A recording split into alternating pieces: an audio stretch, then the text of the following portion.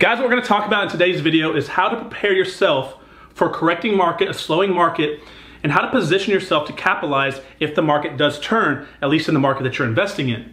So the first thing you need to do is audit your personal situation, the market that you're investing in, and figure out if it's correcting or slowing down, and do you need to adjust your strategies. And then we're gonna talk about in today's video what to do to start preparing to best capitalize on a slowing down market. Now, we filmed a video just a few days ago. If you haven't watched it, go watch it, guys, because I put in there 5 different ways, actually a 6th way in the video, different signs and indicators showing you that a market is slowing down, talking about building permits, days on market, price reductions, number of actives. Guys, go check it out. Because if your market is slowing down, you need to start changing your thought process and preparing yourself to basically capitalize, because if you do this right, you're gonna make a lot of money when the market starts falling apart. So let's look at this here real quick. We're gonna talk about sellers markets and buyers markets, but I've been traveling around a lot lately, guys, in about 10 different states, and the consensus is this: in price points 300K and on up, the market is definitely slowing down. Rehabbers are seeing price reductions for the first time. They're not seeing 10 offers on the houses that they're putting up, and prices are getting bid up and up, and having to do best and finals. So it's slowing down. In a lot of markets, it's slowing down in all price points. And a few markets I've been in, they're actually saying it's speeding up. So really it's market specific, but guys, we're already in the 10th inning of a 9-inning baseball game when it comes to market corrections, and it could happen this year, next year, 2022. We don't know. There's no crystal ball. But what we do know is we're seeing a lot of similarities to 2005 right now at the end of 2018. And what happened at the end of 2005 is we're seeing a lot of the same things when it comes to loans and getting money. You're hearing on the radio right now, 500 credit score loans, all sorts of weird application loans. Guys, humans do not study history, obviously, because we're about to repeat it. Hopefully we're protecting ourselves a little bit better for this crash, but ultimately we're heading to the top of the market. And really, even though people think the crash happened in 2008, it really started in 2005 with most people that were active in the business. And then 2007 to 2009, it corrected. And then starting in 2010, 11, and most markets start going back up. And we have what's called a seller's market. So on a seller's market, guys, if you look at the real estate cycle, it's like a wave. It goes up and down, right? And what you see is when it's a seller's market is they hold all the power. It's because there's not a lot of inventory in the marketplace and there's a ton of cash. Because what happens is when the news, radio, and everybody out there that's got a voice for the community starts talking about the real estate market's hot, people start pulling their money from the stock market, investing with their friend who decides to get into rehabbing houses. Or they start investing with a hard money lender that's gonna give them 12%. And those hard money lenders take people in the community, they take their 12% money and turn around and lend it out at 3 points and 12%, and they broker that money and make the points up front. So a lot of foreign money and money from our communities flood in when the market's supposedly hot. Also, a ton of new investors come into the marketplace, as well as first-time home buyers that shouldn't be buying houses in the first place. Now, the reason why there's so many investors coming in the marketplace in the hot seller's market is because they're hearing the market's hot and they're thinking it's a gold rush, and they don't realize that when you watch these reality TV shows, that's not really reality. When you go out into the real world, it's a lot tougher, and they start buying houses using this money that's flooded in the marketplace, and they get themselves in a lot of trouble. So guys, if you're a wholesaler and you've been ripping people off for the past few years, get ready, your business is about to change and you scumbags are gonna go down, because you're not gonna make those massive wholesale fees anymore, because all those newbie buyers that you're ripping off, they're not gonna be able to get the cash to buy the properties anymore. So you better start thinking about a different path as well. It's probably gonna upset a lot of y'all, but you know what? You shouldn't be ripping people off, selling people houses that you know they're gonna lose on. So I really don't have any sympathy for you, but what's gonna happen is this. Right now, there's not a lot of inventory. Imagine you had a big juicy bone. You threw that bone on the ground and there was one dog running around the streets. He's gonna walk up casually and start eating that bone. But imagine there's 15 other dogs hungry for that bone and you threw that bone out there. What do? You're gonna see a big old dog brawl, right? They're gonna fight it out. They're all hungry. And that's what happens in a seller's market. There's not a lot of inventory, a lot of dogs or a lot of buyers fighting for that bone or that house, right? And they get pushed up. They start bidding up above using multiple offers and bidding above market value. And that's how you see markets go up and appreciation happens. Now, when it goes over the top and crests, kind of like you see a roller coaster going over the top, we start to transition to a buyer's market. What's gonna happen here is, basically some markets are gonna start correcting, builders have overbuilt, people are having a harder time jumping up to that next level home. First-time home buyers are having a hard time getting to that 300 to 500K price point because interest rates went up, taxes have gone up, and incomes have not gone up accordingly along with them. So you're not seeing people jumping up. That's why the top market's slowing down a little bit, in my opinion, is too many new builds coming in the marketplace and not enough people being able to jump out at that price point, so they're hunkering down where they're at. Now when these markets start to slow down, what's gonna happen? Those same media people are gonna get out there on ABC, NBC, Fox, CNN, they're gonna start screaming the market's falling apart, and they're gonna cause a panic. And all those people that had their money in the stock market or other types of investments that were investing with their friend's rehabbing business or their friend's acquisition company, they're gonna start retracting that money. Banks are gonna start pulling in credit lines.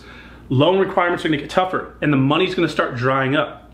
So that's why we're gonna talk about cash is king coming over the next few years. So right now, discounted properties or leads are king. So those who find the cheapest deals right now make all the money, because there's so many people in the business, it's not hard to find a cash buyer.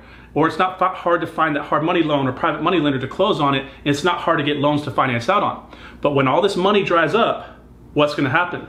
Inventory levels are gonna go up because cash and buyers in the market go down, and now there's gonna be deals everywhere. Foreclosures are gonna be up, short sales are gonna be up, deals with big equity are gonna be up, but if you don't have the money to buy them, it doesn't really matter, does it? So if you don't have that money to buy a house at 40 cents on the dollar, and your private money lenders have dried up, and you can't just quickly go run out to a hard money lender because their business is drying up because they were fueled by all those individuals that were in the stock market that are pumping money into real estate, guys, it's gonna be tough to get these houses. When this market corrects, there's gonna be too much inventory, but not enough money and not enough buyers, which means that you're gonna be able to go on the MLS, on HUD Home Store, on all these public sites that you haven't been able to buy deals on in years, and you're probably gonna be able to get good deals again. And it's just gonna be like shopping, going to the store and figuring out which house you want. Right now, you have to get really creative and go direct to seller because there's not a lot of inventory, if that makes sense. So I hope you get the point. Right now, deals are king. When we switch over, cash is king. So what are we gonna do to prepare ourselves and get ready for this crash that's coming over the next few years? That I assume is coming. This is just my opinion, shared by a lot of other people that have been in business for quite some time.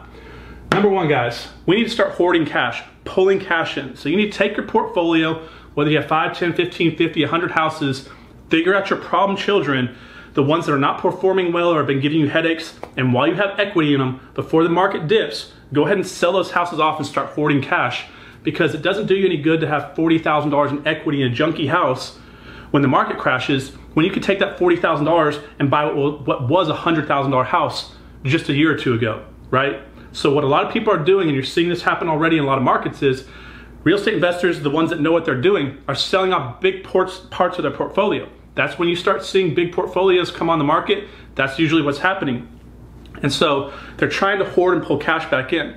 So guys, I would go ahead and sell off your trash properties and start focusing on replacing them with better ones that you're gonna get a massive discount. It's gonna make you a lot more money in the long run. Now, number two, instead of focusing so much on your marketing efforts, I would start focusing on raising private capital and going out there into the marketplace, talking to business owners, talking to people that you know are gonna have money even when the market crashes, talking to people who got money in their IRAs that still need to make a return.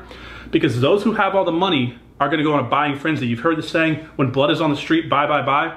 This is why the rich get richer, because when everybody's life is falling apart, they've got all the cash, they can come in and buy equipment like bulldozers and expensive farming equipment. They can buy businesses, they can buy cars, houses at a discount, sometimes 10 or 20 cents on the dollar. So those who have the money when markets correct make a lot of money. I'm just re-emphasizing the point here that you need to be focused on raising money. This is gonna be the best thing you can do, because you're no longer gonna have to constantly figure out how to pull those limited inventory out of the marketplace going direct to seller, because there's gonna be deals everywhere and people are gonna be begging you to take their house. The last thing, guys, is I would go ahead and start talking to your current lenders right now and have a really open conversation. Explain to them building permits are down, days on market are up, price reductions are happening, number of actives are up. Buzz around town as the correction is coming, right? So I wanna sit down with them and I wanna find out where their thought process is. I wanna say, are you gonna ride or die with this? Ride or die with me through this correction? Are we gonna make a lot of money? Are we gonna dominate this thing? Or are you gonna get scared and retract? Is this something that you're not gonna wanna play with? Because a lot of you guys that have 1 or 2 lenders that you've been relying on for the past 4 or 5 years, and they've been great lenders, what happens if that money dries up and you can't go get up money from anybody else? That's why you need to be working on number 2.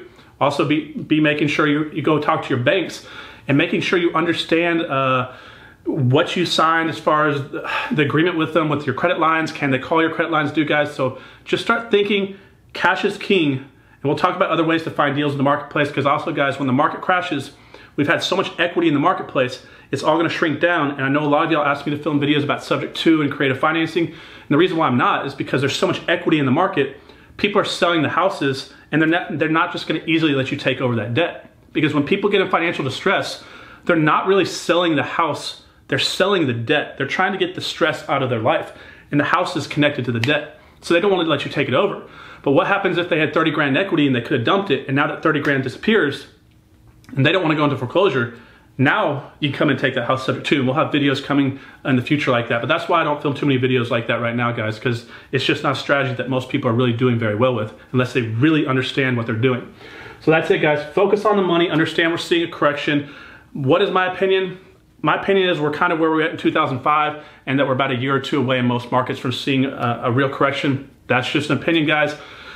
Don't know what else to tell you. Hope you liked today's video. Subscribe if you haven't already done so, guys. If you have differing opinions and you think some of the stuff I said is incorrect, or you just want to voice your opinion, I'd love to hear it. Put it in the comment box below, guys. This is going to be an interesting topic over the next 12 to 18 months for a lot of investors, especially the new ones that don't know what to think. So if you're seasoned and you have a good input on this, guys, let's hear it. Guys, I'll see you on the next one. Have a good day.